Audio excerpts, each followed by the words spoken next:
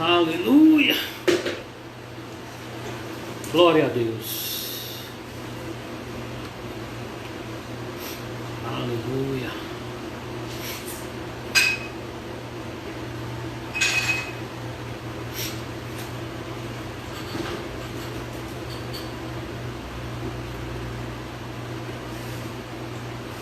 Glória a Deus. Meu mano entrou aí, seja bem-vindo.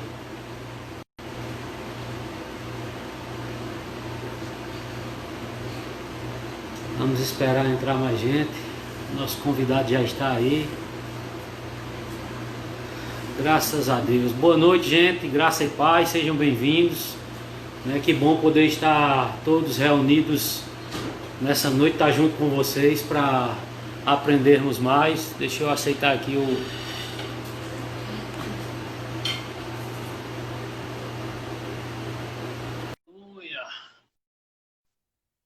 Já estamos adicionando o nosso convidado. Opa! Eita, pastorzão. Boa noite, graças a Boa Deus. noite, a paz, meu irmão. Tudo bem contigo? Tá me ouvindo bem? Tô sim, tô bem. Tá me ouvindo também? O seu som tá um pouquinho baixo. Rapaz. Eu acho que sou eu que tô falando baixo, não?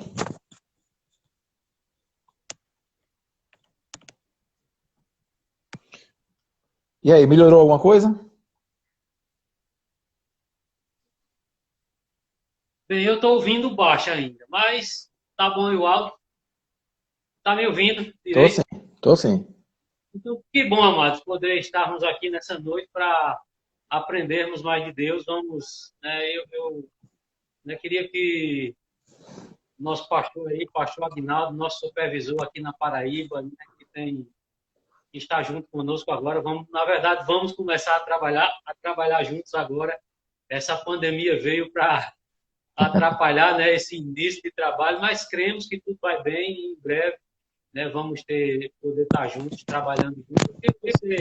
Antes eu quero lhe agradecer, pela atenção, por poder estar junto conosco nessa noite, pela gentileza de estar nos atendendo esse nosso convite. Então, bom demais estar contigo nessa noite. Eu queria que você se apresentasse, e trouxesse uma saudação para os que já estão conosco. E em seguida, logo após, a gente vai estar entrando no assunto. Eu gostaria de fazer algumas perguntas a respeito desse assunto que nós vamos falar hoje, que é prosperidade segundo a palavra de Deus, segundo a Bíblia, e ainda mais nesse tempo de dificuldade. Então, eu queria que você se apresentasse. Isso, então. Eu queria primeiro saber se vocês estão me ouvindo bem. Tá dando para ouvir? Você está ouvindo bem? Eu prefiro que eu coloque fone. Eu acho que fica melhor. Fica melhor, realmente. Então, só um minutinho, gente, eu vou colocar o fone. Eu pedi ajuda até aos universitários. A minha equipe, Rapaz.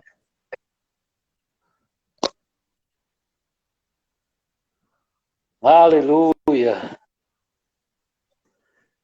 Pronto, vê aí se você consegue me ouvir bem agora.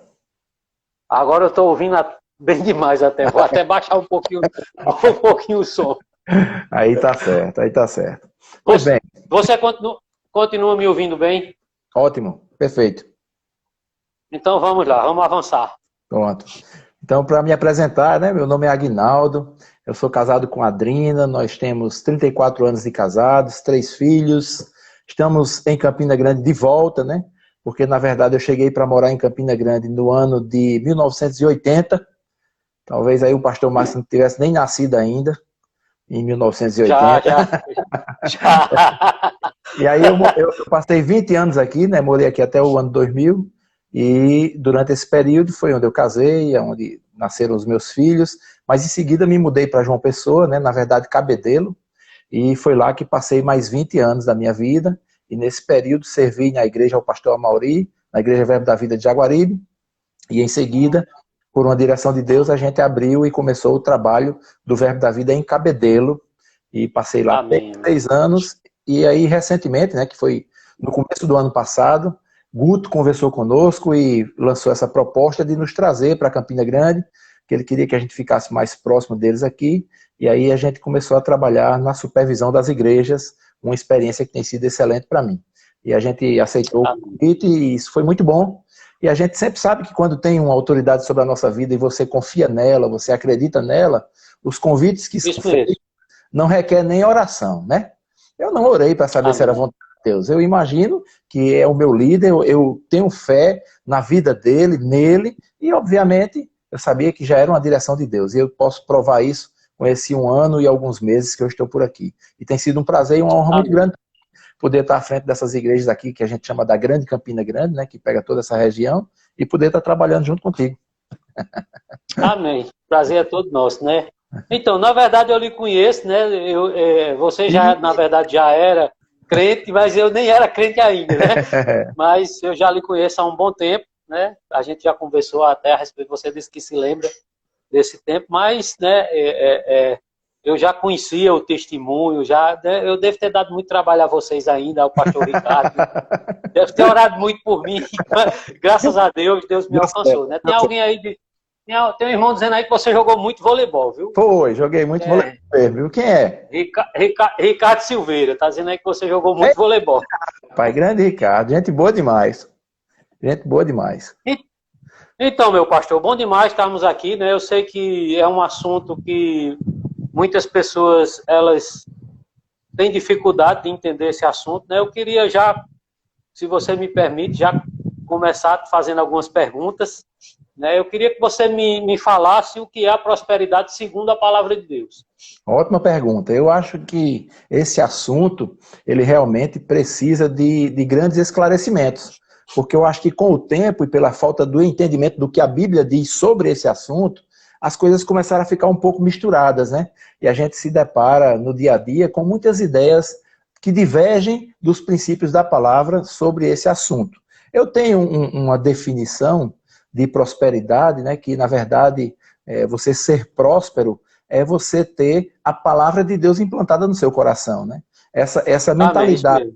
Essa mentalidade de que a prosperidade vai estar vinculada aos bens que você possa ter ou não, ela é totalmente contrária ao que a palavra diz, né?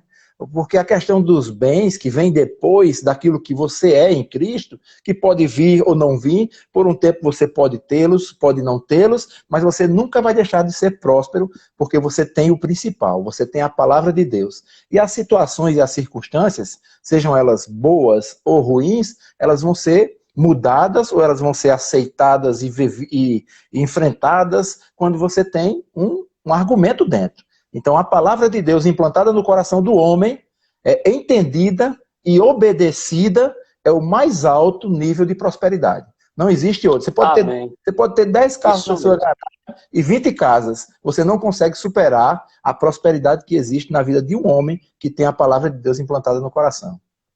Essa é a minha definição. Mesmo, né? Glória a Deus, que definição maravilhosa, né? Bem prática, né?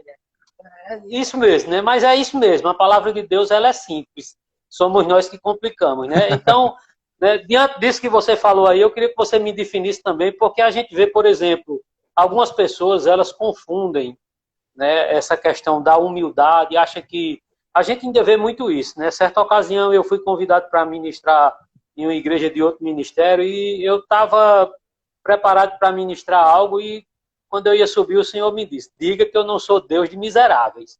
Porque as pessoas, elas confundem isso.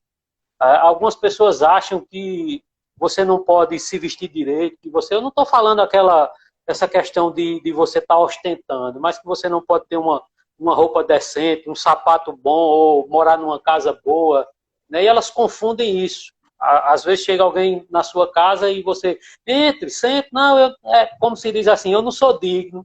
Então se confundem muito, né? A humildade, as pessoas pensam que ser humilde é ser miserável. E não é isso, Deus não é Deus de miserável, né? Então eu queria que você fizesse essa definição aí entre a humildade verdadeira, né, de você estar se humilhando perante Deus e essa questão dessa confusão que as pessoas fazem entre ser miserável e ser humilde. Então, eu acho que o grande problema dessa questão que você levanta está exatamente na questão do significado da palavra humildade, né? E com o tempo as pessoas começaram a absorver que esse significado seria assim, eu não tenho preocupação em andar com a roupa boa, eu tenho dinheiro para comprar, mas eu não compro porque eu sou humilde. Não, não, não. Isso não é humildade, né? Humildade é ser ensinável. É muito simples e rápido essa definição também. Humildade é você ser ensinável. Então, eu me converto, eu deixo que Deus participe da minha vida, eu tenho a Bíblia como um parâmetro para a minha vida, e agora ela vai me ensinar. Eu vou ter que ter humildade para pegar as definições que eu já tinha na minha mente e começar a substituir pelo que Deus diz sobre aquilo. Então, isso é humildade. É quando você se rende a ensinamentos, e obviamente, se estamos falando da Bíblia, isso é eu já considerei como sendo o ponto mais importante da prosperidade, é se render aos ensinamentos da palavra. Eu me olhar no espelho e ver o que a Bíblia diz sobre isso e o que eu estou fazendo. Eu entender que é melhor seguir o que a Bíblia diz, e aí a gente vai começar a mudar os nossos princípios, e esse é humilde, é aquele que consegue ouvir a palavra e ser ensinado por ela, porque depois vem o outro processo, que é colocar em prática aquilo que já vai ser Amém. implantado no coração. Eu gosto de dar esse exemplo, viu, pastor, que eu acho bem interessante. Eu tive um problema uma vez num dente, eu fui ao dentista, e lá ele fez todo um processo de um tratamento, e ele disse, olha, você tem duas opções para esse dente aqui. Ele já está sem condições de ser recuperado, olha que coisa. E ele disse, você tem duas opções, você pode fazer uma coroa, alguém que já fez alguma coisa desse tipo aí vai saber do que eu estou falando. Ou você pode fazer um implante. Aí ele começou a me explicar o que era isso. Aí ele disse que a coroa é algo que é feito, um procedimento que ainda aproveita uma parte do seu dente, que é a parte da raiz. Aí eu disse, e o implante? Ele disse, não, o implante é muito mais caro, porque é um procedimento muito mais sério, é um procedimento muito mais potente, né, de um resultado bem melhor, porque a gente vai lá no osso da sua boca lá, nós vamos furar o osso e vamos implantar. E eu fiquei com isso bem gravado no meu coração, e é esse o desejo de Deus. Humildade é você não fazer simplesmente uma coroa com a palavra, onde você vai morder uma rapadura e o dente pode voar longe. É você fazer um implante. É deixar que essa palavra seja implantada no seu coração. E implantada significa, quando uma coisa é implantada, significa que ela não vai sofrer pressão externa ao ponto de oscilar. Olha que coisa interessante. Implantado é não sofrer influências externas ao ponto de oscilar. Está firme naquele objetivo. E isso é humildade. Amém. É saber que Deus sabe mais do que eu, saber que a palavra ela está sobre mim, ela está à frente do que eu penso e eu me render a ela. Isso mesmo, né? Eu gosto sempre de dizer, né, quando eu vou ministrar, o que eu vou falar para as pessoas, que não é o fato só de a gente estar se expondo. Porque você pode se expor à palavra até todos os dias e essa palavra não trazer efeito para a tua vida. Porque é aquilo que você absorve, você deixa ser implantado no seu coração e você coloca em prática. Isso. Né? Eu queria que você... Eu acho bem interessante, pastor, antes de você falar, desculpa eu estar lhe interrompendo, mas que... Não, pode continuar. Nosso relacionamento com Deus, ele é o resultado de processo. E o processo é o seguinte, tem a fase 1, fase 2, fase 3. Então, se você parar na 2, ele não fica completo ainda, tá entendendo? Então, você tem que chegar até a última fase. Eu escuto a palavra, e a Bíblia diz que a fé vem pelo ouvir e ouvir a palavra. Esse ouvir é muito mais genérico do que simplesmente passar pelo meu ouvido, mas eu posso estar lendo sem precisar falar em voz alta, essa palavra está sendo... Eu estou dando ouvido a essa palavra, está entendendo? Então, aí eu dei ouvido, é o primeiro passo. Fase 1. Fase 2, ela vem para o meu coração como verdade, eu aceito ela como verdade, ela vai ser implantada no meu coração, fase 2. Agora, fase 3, agora eu vou falar aquilo que está implantado no meu coração, porque é aquilo que eu estou crendo. Eu tenho que falar, por isso que a Bíblia diz que a boca fala daquilo que o nosso coração está cheio. Se eu passar meu dia todinho assistindo esses programas policiais, que mataram um ali, mataram outro ali, mataram outro acolá, o que é que vai acontecer? Eu vou andar com medo, porque é o que vai produzir na minha vida. Mas se eu começar a ler a Bíblia, acreditando no que a Bíblia está dizendo sobre mim, acreditando no que ela diz que eu sou, então é aquilo que vai conduzir a minha vida e não mais o medo. Até porque a Bíblia, a palavra de Deus, é o amor verdadeiro. E a palavra também diz que o verdadeiro amor lança fora todo medo. Amém, amém. Glória a Deus, né? Então, né, eu queria que você me dissesse aí, né, que lá em 3º João, no versículo 2, né? A Bíblia diz, amados, faça um voto acima de tudo, por tua prosperidade, que você vá bem. Então, por esse texto, né, nós podemos dizer que essa é a vontade de Deus, que o seu povo, que os seus filhos prosperem. Exatamente. Inclusive, esse texto que você citou, ele fala nessa prosperidade nos três âmbitos da vida, né? Corpo, alma e espírito. E alma e espírito. Quando a gente vai fazer o rema, e tem uma das matérias do rema, é até interessante, se você que está nos assistindo aí, nos vendo, não fez o rema ainda, eu quero indicar para você fazer essa escola, que realmente é um marco na nossa vida, porque o conhecimento chega, e quando o conhecimento chega, a ignorância vai embora. Não é ignorância, é grosseria, é ignorância, é falta do conhecimento, né? Se o conhecimento chega, a falta vai embora. E essa matéria, Vida de Prosperidade, no começo da apostila, acho que nas primeiras linhas da apostila, esse é um dos primeiros versos que é citado. Porque ele está mostrando, através daquilo que ele está falando, que é um desejo de Deus que a gente venha a ser próspero. Agora tem que se entender o que Deus diz sobre prosperidade, né? Mas é esse o desejo de Deus, que venhamos a ser prósperos. Então as pessoas às vezes dizem assim, existe aí essa teologia da prosperidade, nós somos contrários a essa teologia da prosperidade. As pessoas dizem isso, mas eu fico perguntando, quem porventura vai abrir um negócio, sei lá, vou abrir uma empresa, e o meu desejo é investir aí 100 mil reais para abrir essa empresa, mas eu desejo que ela não dê certo. Meu desejo é que assim, em 2 meses eu possa falir, né, e perder todo esse dinheiro. Ninguém faz isso, rapaz. Porque você faz para querer acertar, para querer que dê certo. Então, da mesma forma que você pensa que dê certo para você, você tem que pensar que dê certo para as outras pessoas também. Então, ser próspero, e por isso que falam dessa teologia da prosperidade como se fosse uma coisa ruim, teologia. Teo significa Deus, logia, estudo. Então seria estudo do Deus da prosperidade. Esse é o Deus da Bíblia. É o desejo dele para a nossa vida. Amém. Que venhamos a ser prósperos. Como é que começa tudo isso? Implantando a palavra dele no meu coração e transformando na minha verdade através das minhas palavras.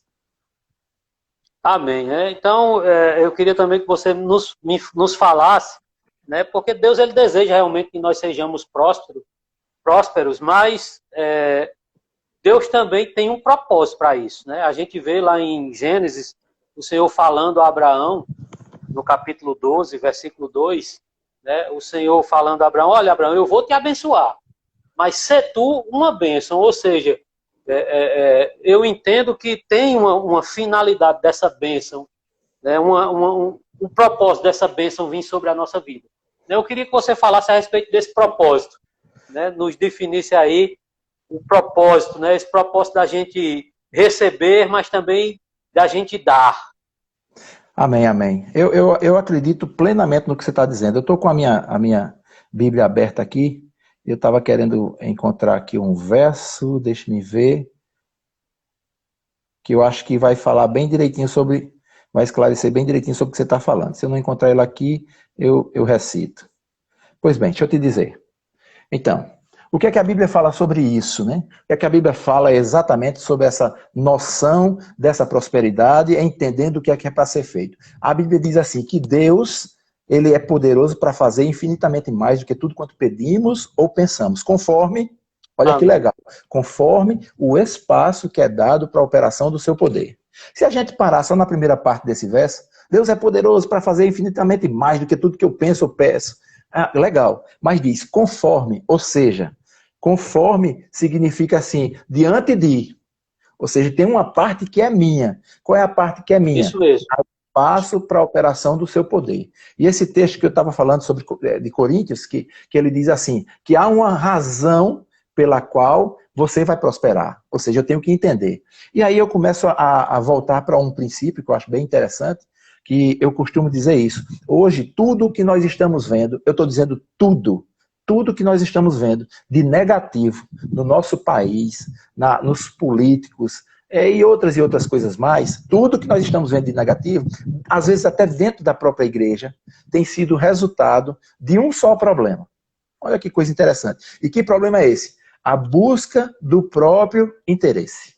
Eu vou até dizer de novo para ficar frisado mesmo. Busca do próprio interesse. Esse é o mal que está matando a humanidade. Tudo que se faz em você mesmo. Agora vê que coisa contraditória. Jesus Cristo é o nosso exemplo maior. Amém? Ele é o nosso exemplo maior. Amém. Nenhum canto na Bíblia, em nenhum local, você vai ler, você vai encontrar Jesus Cristo fazendo alguma coisa buscando o interesse dele. Mas em todos os locais, você vai ver um homem se doando por outras pessoas. Tudo que ele faz é no interesse de outras pessoas. Olha que coisa interessante. Então, esse aqui é o princípio. Então, se Deus deseja que eu tenha uma vida próspera, amém, glória a Deus, eu quero entrar nesse plano. Agora, existe uma razão para a prosperidade. A razão da prosperidade é devolver a Deus a minha vida como um sacrifício, como uma oferta. Ó, Pai, a minha vida Amém. é para você. E aí, quando eu falo em devolver a minha vida a Deus, aí eu estou falando sobre um amplo espectro de ação, né? Então, sobre muitas coisas, porque eu não falo só na questão e no lado financeiro, porque por incrível que pareça, a pessoa pode ser próspera mesmo sem ter dinheiro. Eu vou até dizer de novo isso. Por incrível que pareça, você pode ser próspero mesmo sem ter dinheiro. Por quê? Porque a questão não é ter ou não ter. Verdade. Ser ou não ser. Então, o que eu sou? Eu sou um filho de Deus. Quem é Deus? Deus é aquele que me supre. Então, se faltou agora, é certo que ele vai me suprir. Porque eu sou pai, já sou até avô, né? Mas eu sou pai, e aí o que é que acontece? Eu, quando vi um filho meu com a necessidade, havia um desejo muito forte no meu coração de suprir a necessidade do meu filho. Eu que sou humano, que tenho as minhas falhas, que tenho as minhas limitações, aí imagina Deus. Aí por isso que a Bíblia diz assim, ó, qual o pai? O filho vai dizer assim, eu queria um pão, e ele vai dar uma pedra. Não é isso? Nós que somos falhos, pensamos assim, imagina Deus. Então, esse é o pensamento de Deus. Agora, o que não pode se esquecer é que tudo na Bíblia é bem interessante. Tem uma parte, mas tem uma segunda parte. Não é só a primeira parte. Por exemplo, para você entender melhor isso aqui, a Bíblia diz assim, um verso bem conhecido, o Senhor é o meu pastor, e nada me faltará. As pessoas gostam muito desse verso, e amém por isso, é muito bom, é Bíblia mesmo, é puro, mas às vezes o nosso interesse pode estar muito mais na questão do nada me faltará. Só que para nada me faltar, meu amigo, eu tenho que deixar que ele seja o meu pastor. Tá entendendo? É verdade. As coisas em Deus, existe essa condição também. É por isso que eu estou citando esses versos, para mostrar isso, existe uma condição. A Bíblia diz assim, buscar em primeiro lugar o reino de Deus e a sua justiça. E todas essas coisas, no caso que ele vinha falando no texto, todas essas coisas, e falava sobre cumprimento, serão acrescentadas. Né? Então, às vezes a gente dá uma olhada para o que será acrescentado. Só que para ser acrescentado, eu preciso buscar em primeiro lugar o reino de Deus e a justiça. Porque essa sequência não pode ser quebrada. Ela não pode, Deus não quebra a sequência dele. O que ele disse na palavra é a verdade e é aquilo que vai acontecer na sequência que ele fala na palavra. Então há um propósito na prosperidade. E o propósito da prosperidade não sou eu, são as pessoas. Sabe, pastor, eu até vou aproveitar e vou trazer um exemplo de algo que aconteceu e que foi uma experiência que foi contada e eu acho bem interessante essa experiência. Acho que vai valer para entender mais o que a gente está falando, né? Mas certa vez diz que numa igreja, um pastor, num momento lá de culto de oração, um momento bem afogueado, né? Aquele momento bem do fogo mesmo, o pessoal já tinha se levantado das cadeiras, já estava aquele negócio bem interessante, ele começou a orar no maior fervor, depois ele pediu para que as pessoas dessem as mãos e fizessem um grande ciclo, né? Um círculo, e nesse círculo ele começou a dizer, eu estou tendo uma visão, tal, e o povo, aleluia, glória a Deus, revela aí, pastor. Aí ele disse, eu estou vendo chover dinheiro. Então ele falou sobre isso. Olha só que coisa interessante. Não que Deus não possa fazer isso, porque até isso, se Deus quiser, ele pode fazer.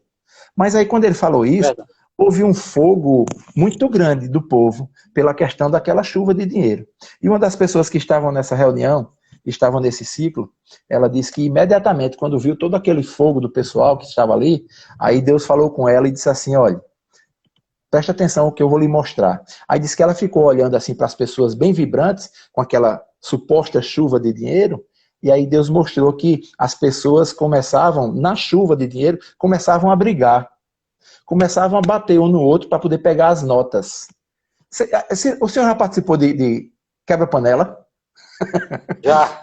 Quando o cabo acerta o cabo de vassoura na panela, que cai os bombons, o menino voa tudo em cima, disse que foi a mesma cena. E aí, quando ele viu tudo aquilo, Deus revelou a ele que ele precisava ir no púlpito dizer que na chuva de dinheiro as pessoas iam brigar umas com as outras. Olha para aí.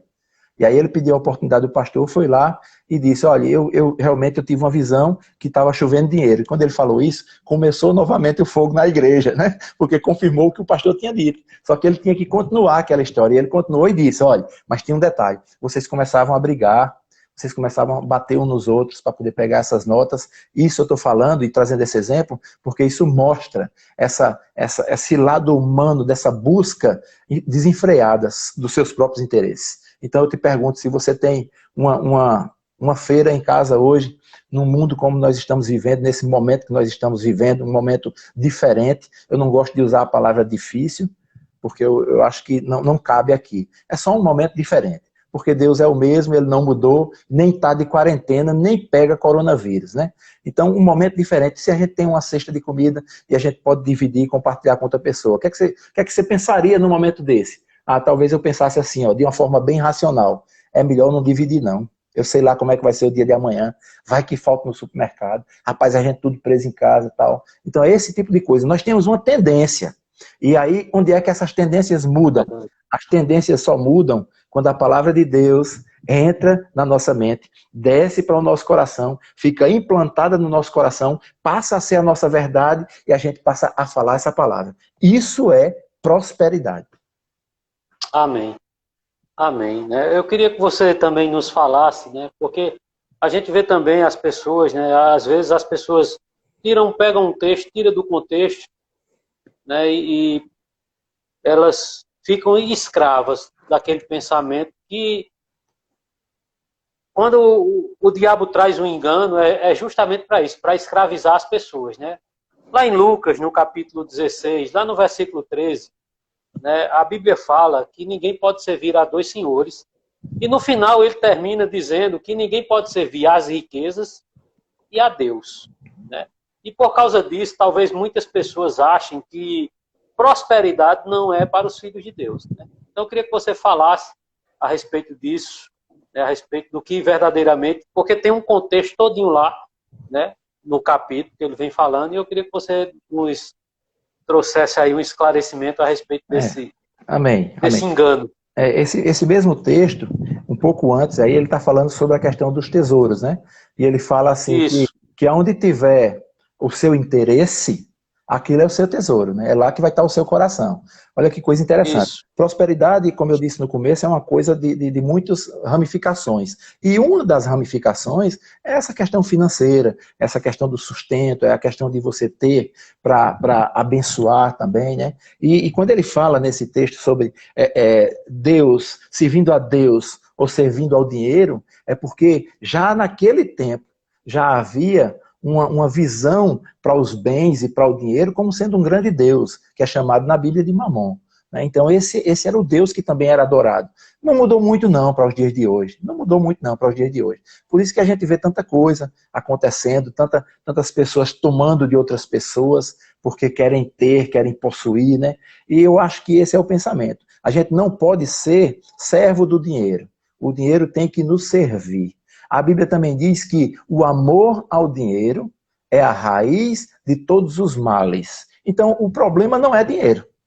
Você percebe? Não é o dinheiro, mas é o amor ao dinheiro. Isso. O dinheiro não foi feito para ser amado. Pessoas foram feitas para ser amadas, né? O dinheiro foi para ser usado. Só que o que acontece? As pessoas têm invertido isso. Estão usando as pessoas e amando o dinheiro. E a Bíblia diz que o amor ao dinheiro é a raiz, olha mesmo, raiz, ou seja, é a parte que consegue dar sustentação à árvore, é a raiz, é a parte que consegue trazer o suprimento para alimentar aquela vida irregular. É a raiz de todos os males. Não está dizendo que é de um nem de dois, mas está dizendo que é de todos os males. E esse texto fala muito sobre a mesma coisa que eu vinha falando para vocês, que é essa questão dessa busca do próprio interesse. E é aí onde eu vejo o grande problema da humanidade hoje. Buscar o próprio interesse. Por isso que se entra nessas coisas, nesse erro e nessa mudança de adoração, né? Nesse adultério que a gente chama. Na verdade, às vezes a gente pensa que adultério é só quando alguém tem uma esposa e faz alguma coisa errada com relação a ela. Mas adulterar é tudo aquilo que você tira o foco de Deus. Então, se eu tiro o foco de Deus e boto para o dinheiro, para a posse, para o trabalho, a igreja me chamou para fazer alguma coisa, mas eu tenho que trabalhar porque eu tenho que ganhar muito dinheiro, eu tenho que repensar. Nós precisamos colocar a cabeça no lugar e saber a escala de prioridade. Deus tem que ter o primeiro lugar na nossa vida. Eu não falei igreja, eu disse Deus. São coisas distintas. Isso mesmo. Ponto. Mas Deus tem que ter o primeiro lugar na minha vida. Aí você diz, então em segundo vem a igreja. Não, vem a família. Porque a família é uma ideia de Deus, é um projeto de Deus, e é na família onde as coisas começam a dar certo para poder dar certo na igreja. Não tem como dar certo na igreja sem dar certo na família. Vai ser só uma farsa. Então tem que dar certo na família para depois dar certo na igreja. Então Deus, a família, depois a igreja, depois o trabalho, depois o seu trabalho, se você trabalha de forma secular, ou se você trabalha na igreja, tem que ter toda a importância aquilo que você faz, e em si, as coisas da igreja. Rapaz, sabe com quem eu aprendi isso? Eu nunca esqueci, faz muito tempo. Eu era representante da AstraZeneca, visitava os médicos do Antônio Tagino, ia lá para a farmácia onde tu trabalhava, e ficava conversando com o Ricardo, e Ricardo me ensinou isso e eu nunca esqueci. Isso tem aproximadamente uns 20 anos, mais ou menos. E e isso ficou implantado no meu coração. Eu nunca esqueci isso. Essa linha de prioridades. Se a gente atrapalhar isso, vai acabar dando errado alguma coisa. Amém. Amém. Glória a Deus pela vida de Ricardo também. Aprendi muito com o pastor Ricardo, né? Grande homem de Deus, né? E eu sei que eu dei muito trabalho a ele, né? Bom demais, pastorzão. Que noite preciosa de aprendizado, que glória a Deus por sua vida, pela sabedoria que o Senhor tem acrescentado, né? A gente vê nos dias de hoje, por exemplo, quando foi falado no feriado, aí esses dias de feriado, né, a gente viu uma carreira desenfreada das pessoas. Passava no supermercado, eram as portas de supermercado tudo lotado, dentro daquilo que você estava falando aí, né? E as pessoas, elas têm esse pensamento de eu me garantindo, tá bom demais, né? É um pensamento egoísta, né? Isso mesmo. Assim, e a gente vê isso até hoje em alguns filhos de Deus, né? E eu queria que o Senhor nos falasse aí a respeito de quanto o egoísmo tem atrapalhado o crescimento e a prosperidade mesmo do povo de Deus, né? Esse sentimento de egoísmo que tem entrado dentro da igreja, que tem impedido que a igreja de Deus cresça e que possa realmente prosperar. Porque nós já vimos, como o Senhor vem nos falando aí, que essa é a vontade de Deus. Que a igreja avance e que prospere. Eu acredito que a igreja é um órgão que ela não pode ser individual. Até o próprio significado da palavra igreja, que é eclésia, né? Que significam pessoas no mesmo lugar, com o mesmo objetivo em comum. Então, isso quer dizer que eu posso estar na igreja e não ser igreja.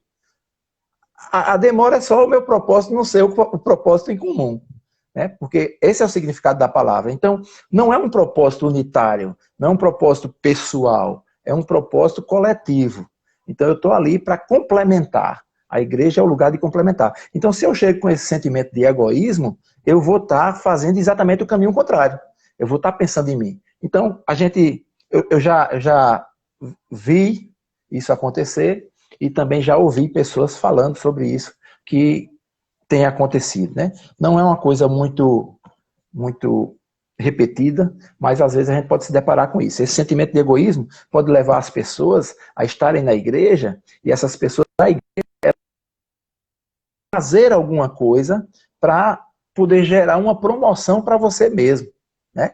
Então, podem dizer assim, rapaz, eu preciso estar mais perto do pastor, eu preciso estar ajudando aqui a ele, porque na hora que ele precisar de alguém, eu vou ser a pessoa que ele vai... Então, esquecendo que a igreja, ela tem homens, mas ela não é dos homens. A igreja tem homens, mas ela é de Deus.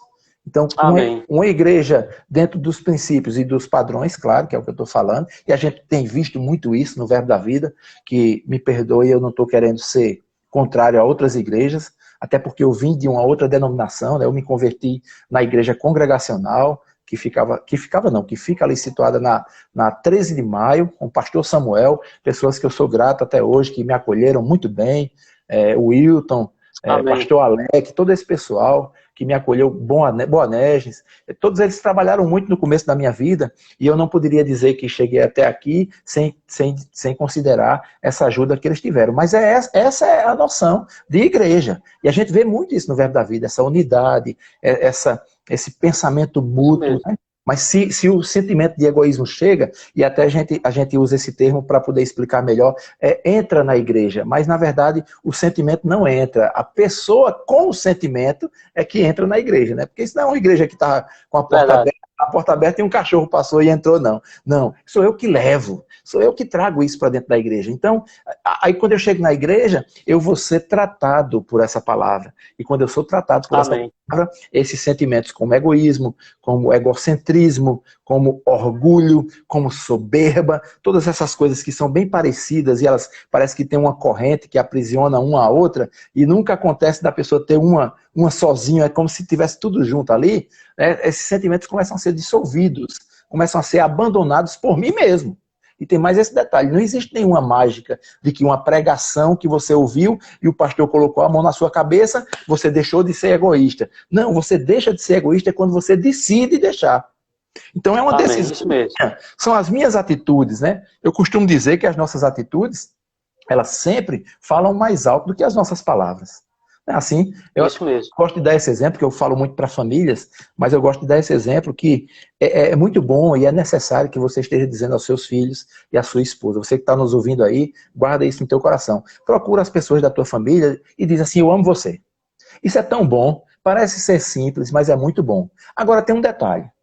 Se você que está nos ouvindo aí for dizer para sua esposa que a ama, e você não tem tido ações que mostra o que você está dizendo, ela vai olhar para você e vai dizer, mentiroso, está querendo me enrolar. Aqui mesmo não ama não, né? Ou seja, há uma demonstração. E a demonstração ela vem antes da afirmação. Vou dizer de novo, a demonstração vem antes da afirmação. Então, quando eu digo à minha esposa que a amo, ela já sabia. Eu digo só para confirmar, mas eu já sabia, porque antes de dizer, eu já estava fazendo ações, já tinha ações, fazendo coisas que demonstravam o que eu estou dizendo agora. Então, são decisões. Amém. Deixar de ser egoísta não vem na mágica, nem na imposição de mãos. Deixar de ser egoísta é uma decisão quando você diz, esse é o caminho errado, eu quero o caminho certo. E o que é tudo isso? Amém. É o efeito da palavra implantada no seu coração e o nome disso é prosperidade. Cada dia você ficando melhor. Olha que coisa bonita. Amém. Amém. Então, pastorzão, né? O tempo está passando, está voando tão rápido, o ensinamento tão bom a conversa, mas eu queria deixar aí um tempo livre para você trazer uma palavra que Deus tenha colocado no seu coração. Né? Se tiver algum livro aí para indicar, o pessoal que está com a gente aí, fique livre. Ah, tá bom, beleza. Eu sou fã de leitura de livros, certo? Eu indico muitos livros, eu ministro nas igrejas, eu indico livros, mas assim, eu queria dizer uma coisa que me veio à mente agora, que eu acho que vai ser bem interessante para esse momento. Se você que está nos ouvindo não é um bom leitor da Bíblia, não é o momento de você se preocupar com livros. Parece que eu estou trabalhando ao contrário ao pessoal da editora, né? Mas não é isso. Por quê? Porque a leitura dos livros, eu preciso ter entendimento na palavra daquilo que eu estou lendo. Porque senão qualquer livro passa a ser uma verdade para mim. E eu não tenho com quem comparar. Eu preciso ter essa palavra no meu coração para poder, quando eu vier... Amém. Opa, está certo? Porque senão daqui a pouco eu estou com duas informações na minha cabeça e eu já estou misturando verdade com coisas erradas. Por exemplo, no começo da minha vida cristã, me foi ensinado que quando você não vinha pelo amor, vinha pela dor. Eu acredito que muita gente que está aí ouvindo já escutou isso aí também. Quando não vinha pelo amor, vinha pela dor, ou seja, Deus ia ali pegar. Se você não viesse, ele ia ali pegar, ia botar uma enfermidade em você, levar você para um hospital, se você estivesse na peinha já morrendo, aí você ia se converter. Isso aí era vir pela dor. Mas só que quando você vai conhecer a palavra, isso era uma verdade para mim no começo, eu confesso. Quando eu recebi essa informação, eu fiquei com medo. Não era temor, era medo. E esse medo me deixou assim, ó. Quando eu ia fazer alguma coisa que eu achava que era errado, eu já tinha medo. Então era imposição pelo medo. Porque eu ficava pensando o que é que poderia acontecer. Mas, na verdade, Deus é puramente amor. Ele não é outra coisa a não ser amor. Então, ele não é aquele que te leva para o leito de enfermidade, para cuidar de você, para tratar você, porque você está sendo rebelde. Não, não. Ele não usa as ferramentas do diabo. A Bíblia diz que o ladrão, que na verdade é o falso pastor, mas é um envolvimento com o diabo, ele veio para matar, roubar e destruir. Essa é a proposta do inimigo das nossas almas. Mas a proposta de Deus é, eu vim para que você tenha vida e vida em abundância. Então é nisso que nós precisamos se apegar. nessas verdades. Por isso que eu digo que é muito bom ler livros, mas se você não tem uma intensidade, uma intimidade com a leitura da palavra, talvez o momento seja mais propício para você ler muito mais a Bíblia. Eu poderia indicar livros, mas achei que seria melhor dar esse ensinamento nesse momento. Você falou que eu a palavra, e como nós estamos falando sobre prosperidade, é um assunto que eu amo. Esse assunto em 2003, eu acho, ou 2004, eu fui convidado para dar aula no Rema, e essa foi a primeira matéria que eu dei aula. E na época nós não tínhamos as apostilas que tem hoje, na época a gente tinha que desenvolver a própria apostila para dar aula no Rema. E eu fui dar aula de vida de prosperidade, peguei 3 professores que haviam dado aula dessa matéria, estudei um bocado, peguei uma Bíblia do Silas Malafaia, que faz destaque a todas as partes que fala sobre finanças, bem interessante. Estudei muito para dar essa matéria e fiquei apaixonado por isso. Mas assim, se você me perguntar o que você diria como um ponto final, como uma definição fechada e final sobre prosperidade segundo a Bíblia. Tem um texto, que esse texto eu amo. Não que eu não ame os demais, mas porque esse texto fala muito ao meu coração e eu gosto muito de ministrar sobre ele. Quando Paulo escreve a carta dele aos Filipenses, ele no capítulo 4, do verso 10 ao verso 13, ele dá a plena definição de prosperidade, mostrando que prosperidade não é o que você possa ter ou não ter, mas é aquilo que você é. Eu vou ler para vocês esse texto. Amém. Diz assim, Paulo falando, ele disse: na minha vida em união com o Senhor, fiquei muito alegre porque vocês mostraram de novo o cuidado que tem por mim. Não que eu não quero dizer que vocês tivessem deixado de cuidar de mim, é que não tiveram a oportunidade de mostrar esse cuidado. Aqui ele falava sobre as ofertas que estavam sendo enviadas para ele. Depois ele diz assim, não estou dizendo isso por me sentir abandonado. Primeira coisa,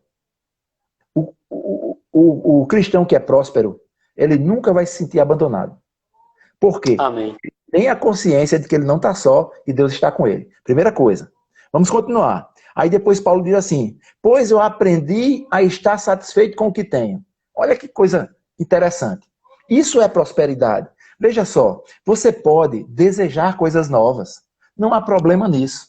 Mas o primeiro passo para que você chegue nas coisas novas que você deseja é você estar satisfeito com o que você tem. Olha que coisa interessante. E Paulo disse assim, ó, aprendi. Só se aprende uma coisa que você não sabia. Não é assim? Se eu aprendi... Aí ele disse, eu aprendi a estar satisfeito. Ou seja, olha, ele podia estar com dinheiro, sem dinheiro, indo de bicicleta para a igreja, indo a pé, indo de jumento, do jeito que fosse. Ele disse assim, pois eu aprendi a estar satisfeito com o que tenho. Então, olha, se você que está nos ouvindo, está passando por algum momento, alguma situação, olhe para o que você tem, chegue assim e diga, Deus, muito obrigado pelo que eu tenho. Ah, rapaz, você está dizendo isso, mas você não sabe. Hoje, quando eu fui jantar, só tinha um pão. Você pode ser do modelo que vai reclamar porque só tem um pão, ou você pode ser do modelo que vai dizer graças a Deus pelo pão.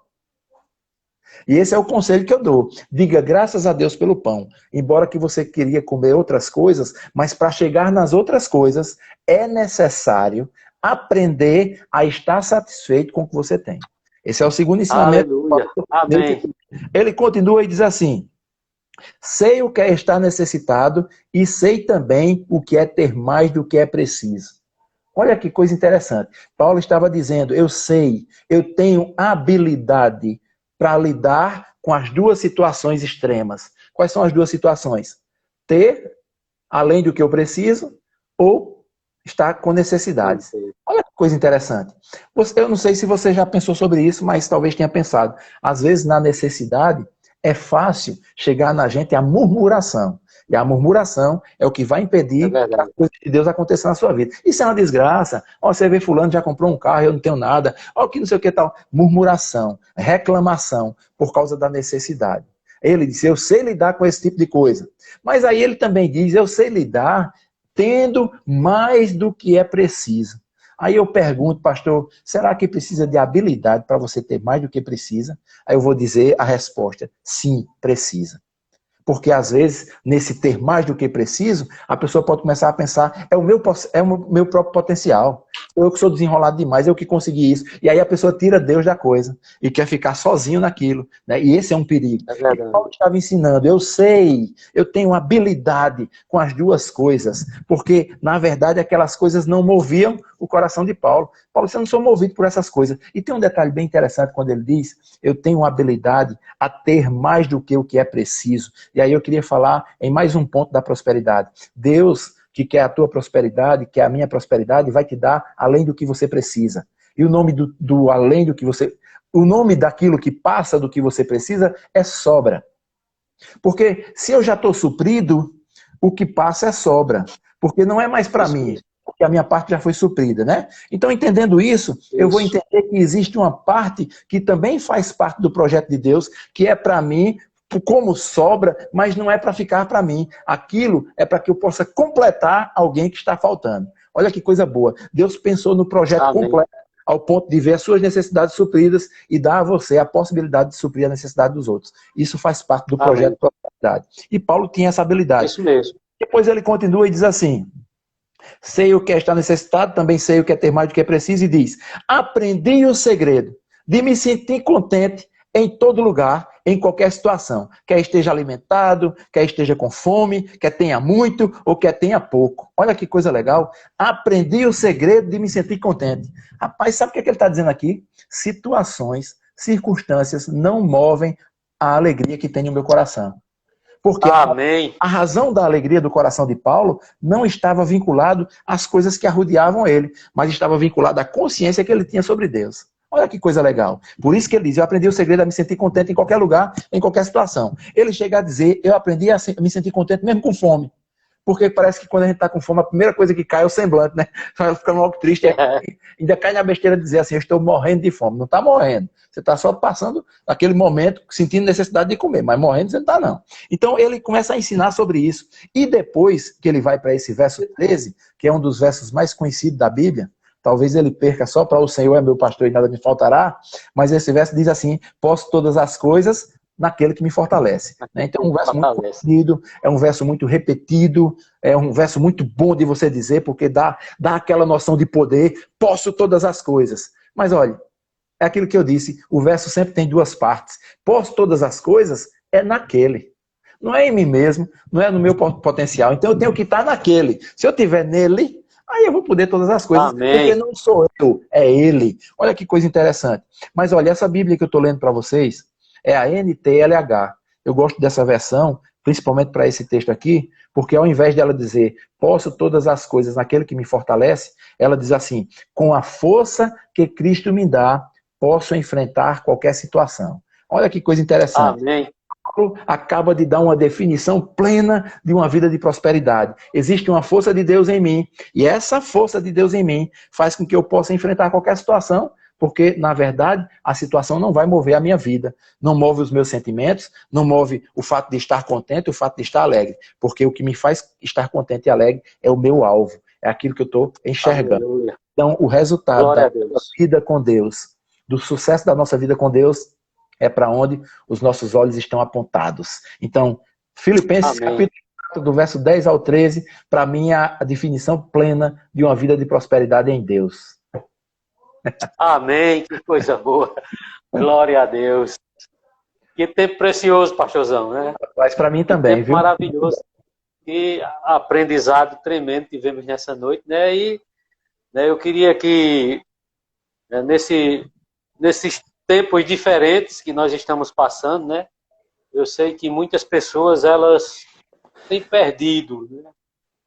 Perdido o foco, perdido o rumo, né?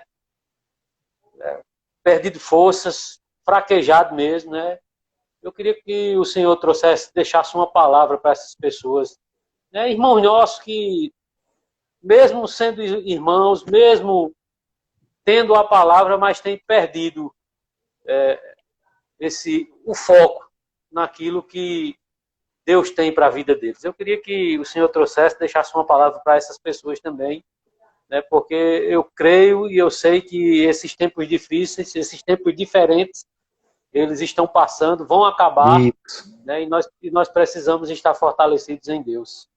Isso então, mesmo. Que o Senhor Pode falar. Então, o que eu poderia dizer num momento como esse, para essas pessoas que no meio dos momentos diferentes, tiveram reações contrárias àquilo que estavam crendo, àquilo que estavam vivendo, em momentos diferentes, nós precisamos também ser diferentes, né?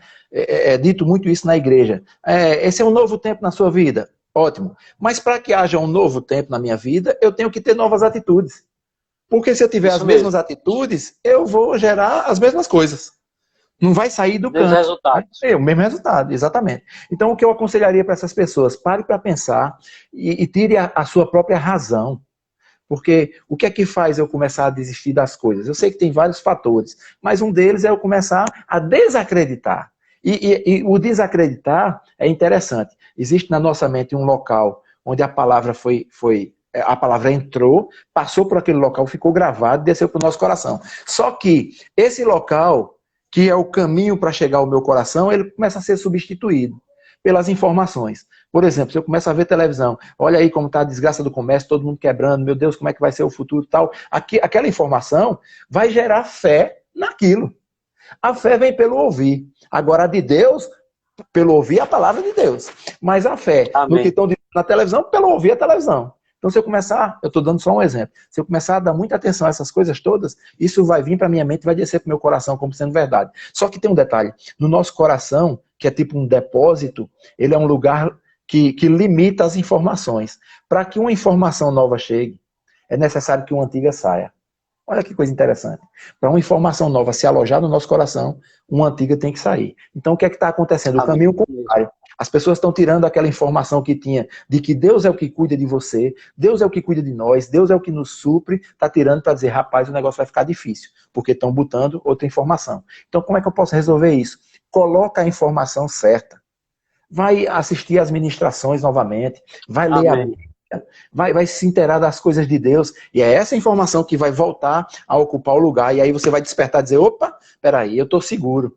Pode estar acontecendo o que for por aí, mas eu estou seguro, porque a Bíblia promete assim, assim, assim. A gente canta aquela música, eu sou o que a Bíblia diz que eu sou, eu tenho o que a Bíblia diz que eu tenho, eu posso o que a Bíblia diz que eu posso, mas eu botaria mais um item, eu faço o que a Bíblia diz que eu faço. Porque se a gente completar isso vai ser uma verdade tremenda e a gente vai poder ser restaurado de uma situação para uma nova situação. Glória a Deus. Um caminho é um retorno, é voltar para a consciência e para as confirmações na nossa mente de quem é Deus para nós. Não deixa isso mudar, não recebe outras informações, não deixa que outras informações possam perdurar na sua mente. Ela pode até chegar, mas aí você vai repreender porque dentro do seu coração já tem que estar ocupado por essa palavra e pelas verdades de Deus. Por isso que a gente fica seguro, não perde a alegria, não perde a razão de viver, as situações ou circunstâncias não vão mover o nosso coração. Vocês lembram de Pedro? Pedro estava no barco, viu Jesus, achou que era uma alma, ficou com medo, aí depois começa a conversar, aí diz, se é você mesmo, me chama para eu ir aí. Aí Jesus diz, venha. E aí ele sai daquele barco e dá aqueles passos na água. Olha que coisa maravilhosa. Mas é fácil para a gente olhar para Pedro como o cara que afundou. Mas dificilmente as pessoas olham para Pedro para dizer o cara que andou sobre as águas. Ele andou sobre as águas. É verdade. Uma coisa, mesmo em momentos que a gente possa afundar, a gente pode fazer a mesma coisa que Pedro fez. Pedro diz assim, Jesus, salva-me. A Bíblia diz que ele clamou, Jesus, salva-me. Sabe o que aconteceu? Talvez se eu fosse Jesus, eu tinha dito, tá vendo?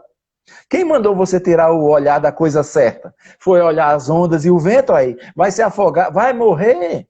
Mas não. A Bíblia diz que Jesus prontamente estendeu a mão e o trouxe de volta. Eu acredito que ele trouxe de volta para cima da água. Voltaram os dois andando pela água. Olha, ele andou, afundou e andou. Porque eu não acredito em Jesus puxando Pedro dentro da água pelo braço, como quem puxa um carrinho. Trouxe de volta. Os dois andando pela água. Ou seja, mesmo que você tenha das coisas de Deus, esse é um tempo de dizer, Jesus, salva-me. E a mão dele está prontamente, ele não mudou, está prontamente estendida para te socorrer e para trazer de volta para o lugar do qual nós nunca deveríamos ter saído. Amém, glória a Deus. Então, pastorzão, né, eu queria que, estamos chegando no final, temos 6 minutos aí, queria que o Senhor desse sua saudação final aí. Amém, amém, amém. Uma das coisas que eu quero dizer, pastor, é da minha gratidão, né, pelo convite que você me fez. Eu me sinto muito honrado por isso. Amém. Já adiantar para o senhor também que nós vamos, em breve, marcar um dia para fazer uma reunião com todos os líderes dos pontos de pregação aqui da Grande Campina Grande, para a gente estar batendo um papo, né? E estar Amém. vendo o que está acontecendo em cada lugar, tal, para a gente ver no que a gente pode orar e ajudar, e a gente vai ter um tempo maravilhoso. Eu tenho certeza e convicção de que nós vamos sair de tudo isso muito mais forte, né? Talvez para pessoas que tenham até desistido e tudo mais, mas por outro lado, não desmerecendo, obviamente, por isso que eu aconselhei, Jesus, salva-me, e isso vai acontecer, ser trazidos de volta, mas por outro lado, existem pessoas que estão tão desesperadas que mesmo em meio ao desespero, começaram a dizer, rapaz, como é que vai ser a minha salvação? E acabam se chegando a Cristo. Então a igreja vai sair mais forte. Nós começamos também a usar ferramentas novas. Se não fosse o coronavírus, provavelmente a gente nunca teria essa oportunidade de estar fazendo uma live, eu e você conversando aqui com pessoas aí assistindo, sendo abençoadas. E outra, isso não é só esse momento não. Essa live fica lá gravada, né? Não é assim que faz? Isso mesmo. Fica para todas as pessoas que quiserem ouvir daqui para frente e serem abençoadas com tudo que a gente conversou e tal. Então, olha mesmo, a profundidade, a altura do alcance de tudo isso, né? Então, eu acho que realmente nós estamos vivendo um tempo novo, né? Esse tempo de, eu não diria de ferramentas novas, porque as ferramentas já existiam. A gente só não estava usando, né? E agora a gente passou a usar. Isso. Então, depois de tudo isso, nós vamos ter tudo que a gente já tinha e mais as ferramentas novas sendo usadas. Olha que coisa interessante. Amém. Eu acredito numa Amém. igreja muito forte, nos pastores mais fortes. A gente vai sair disso, isso vai ser rápido. A gente tem orado muito por isso. Certamente Deus já se move em cima de tudo isso. Nós estamos repreendendo, estamos repreendendo esse vírus. Enfim, já a gente vai estar celebrando tudo junto no mesmo lugar, mas fiquem firmes em Deus, porque não há outro lugar seguro a não ser Deus. Esse é o lugar de construirmos a nossa casa, é sobre a rocha. Esse é o melhor alicerce e é esse lugar que Deus quer que estejamos. Então esse é o meu conselho para vocês. Amém. Eu volto a dizer, pastorzão, muito obrigado pela oportunidade de estar junto com vocês nesse tempo. Para mim é uma honra muito grande. Amém. Eu que agradeço, né? A honra foi toda nossa, né? Muito obrigado pela sensibilidade de estar nos atendendo, né? Nos honrando. Né? Transmita o nosso abraço à sua família, o abraço da minha esposa à sua esposa, né? Então, muito obrigado, né? Em breve nós vamos estar nos reunindo novamente e com certeza, né? Você vai estar indo lá, o Senhor vai estar indo lá em Galante, tá abençoando o povo presencialmente, né? E eu creio que as pessoas elas vão esperar esse momento com expectativa e uma grande alegria no coração para estar lhe recebendo lá juntamente com sua família. Então, muito obrigado mais uma vez, né? Obrigado, um abraço para todos. Fica com Deus. Amém. Então, um grande abraço. Já vamos estar encerrando. Então, amados, que tempo precioso, né? Que tempo glorioso podermos estar reunidos para aprender. Creio que foi um grande aprendizado para todos nós, né? Lembrando a vocês que no Instagram do Verbo da Vida Galante, né? Nós temos lives toda terça, quinta e domingo, né? Terça, quinta e domingo. Lembrando que domingo é a nossa live, nosso culto de ceia do Senhor. Vamos estar adorando ao Senhor e celebrando a ceia do Senhor. Então, quero agradecer a todos que estiveram junto conosco nessa noite. Né? Lembrando a você que sexta-feira nós vamos estar aqui de novo, com mais um tempo para estarmos aprendendo. Durante a semana eu vou estar divulgando quem será o nosso convidado. Né? Então, sexta-feira vamos estar mais uma vez aqui para aprendermos nessas lives que têm sido tão edificantes. Creio que você recebeu de Deus, mas é como eu digo sempre, não é o fato de você ter ficado aqui conosco o tempo todo, mas é o que você vai fazer com aquilo que você aprendeu, é o que você vai fazer com aquilo que você ouviu. Se você guardar no seu coração e se você colocar em prática, você vai desfrutar de uma vida diferente, você vai desfrutar do poder de Deus. É o espaço que você dá para o poder de Deus operar. Então, deixa Deus operar na tua vida, na tua família, na tua casa. Deixa eu te dizer, amados, nada está perdido. Nada está perdido. Tudo isso pode ser modificado por causa da palavra de Deus. Então, fica firme com a palavra, crê tão somente em Deus faz a tua parte. A nossa parte é crer, a nossa parte é permanecer firme, a nossa parte é adorar ao Senhor, não deixar tristeza entrar no nosso coração e coisas poderosas acontecerão. Então, que cada um de vocês sejam abençoados pela prática dessa palavra e que você possa desfrutar de tudo aquilo que Deus tem para a tua vida, porque Deus tem um propósito grandioso e glorioso para a tua vida e eu creio que ele se cumprirá em nome de Jesus. Então, um grande abraço a todos, amo todos vocês e nos veremos em breve.